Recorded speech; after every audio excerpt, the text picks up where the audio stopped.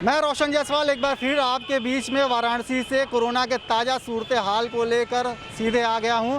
और सबसे पहले बात करेंगे वाराणसी में लगने वाले आज से 4 दिनों के लॉकडाउन की। जी हां, वाराणसी में आज 29 तारीख से लगा लॉकडाउन अगले 2 मई तक जारी रहेगा, क्योंकि साप्ताहिक बंदी की बात और आदेश पहले से ही योगी सरकार की ओर से पारित कर दिया गया है। लेकिन वाराणसी में 29 और 30 तारीख को भी साप्ताहिक बंदी के पहले लॉकडाउन कर दिया गया है और यह लॉकडाउन व्यापारियों के आह्वान पर किया गया है। लिहाजा इस समय वाराणसी के मदागिन चौराहे पर हम हैं, देख सकते हैं कि लॉकडाउन का कितना असर है और किस तरह से लोग बिना रोक टोक के आवागमन कर रहे हैं। यहाँ पर किसी तरह की कोई पाबंदी नहीं है, कोई रोक टोक नहीं है, आराम से लोग आ रहे हैं जा रहे हैं, बल्कि कुछ छोटी मोटी दुकानें भी खुली हुई दिख रही हैं चौराहों पे, जहाँ पुलिस को होना चाहिए और आने जाने वालों से पूछताछ करनी चाहिए। लेकिन बजाय इसके यहाँ पर किसी तरह का कोई लगाम नहीं। हाँ, बनारस की तमाम मंडियाँ बंद ज़रूर हैं, वहाँ के दुकानों के शटर गिरे हुए हैं, लेकिन बेरोक टोक लोगों का आवागमन जारी है।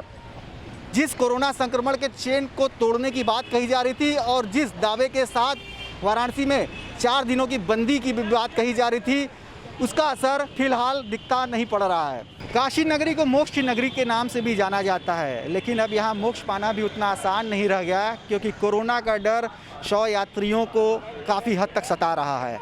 इसी वजह से शव को कंधा देने के लिए वह खुद तो आगे नहीं आ रहे हैं, बल्कि ऐसे मजदूर और मजबूर युवकों को हायर कर रहे हैं जो डेड बॉडी के लिए कैरियर का काम कर रहे हैं। जी हाँ, वाराणसी में ऐसे तमाम युवा मजदूर बेरोजगार हैं जो 2 से 2,500 रुपये चार्ज करके शवों को सड़कों से उठाकर शमशान तक कंधा देते हुए पहुंचा रहे हैं। इन युवकों का साफ कहना है कि वो ऐसा मजबूरी में कर रहे हैं, क्योंकि पहले वो मजदूरी किया करते रहे और अब इस समय बाज़ार की हालत ख़राब होने के चलते मजदूरी हो नहीं रही है, 2 वक्त की कमाई नहीं हो पा रही है।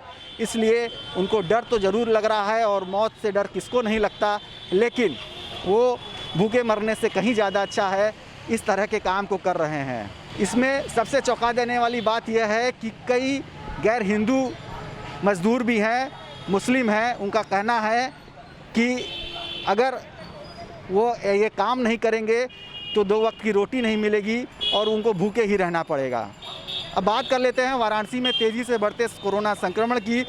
तो आज एक बार फिर वाराणसी में जारी हुए सुबह के बुलेटिन के मुताबिक 895 नए कोरोना संक्रमित मिले हैं और अब वाराणसी में कुल संक्रमितों की संख्या 18,500 के आसपास तक जा पहुंची है। वाराणसी में जहां तक बात है अस्पतालों में बेड की कमी की और तमाम जीवन रक्षक दवाओं की कमी की और दुर्व्यवस्था की, तो यह भी देखने को मिला आज ग्राउंड रियलिटी में, जो वाराणसी के कबीर चौरा मंडलीय अस्पताल में किया गया। वहां पर मरीज के तीमारदारों ने गंभीर आरोप लगाए कि ऑक्सीजन सप्लाई रात के वक्त जानबूझ के अस्पताल प्रबंधन बंद कर दे रहा है। इसके साथ ही साथ जो ऑक्सीजन सिलेंडर अलग से लगे हुए हैं वो भी ख़त्म हो जाने पे 2 से 3 घंटे का लंबा इंतज़ार करना पड़ रहा है, तब कहीं जाकर ऑक्सीजन मरीज को मिल पा रहा है।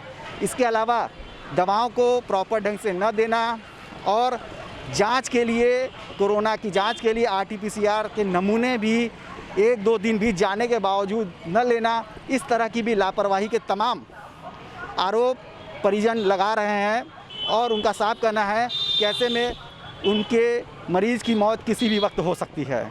फिलहाल यूपी तक के लिए इतना ही। मुझे दीजिए इजाज़त, आपसे फिर मुलाकात होगी।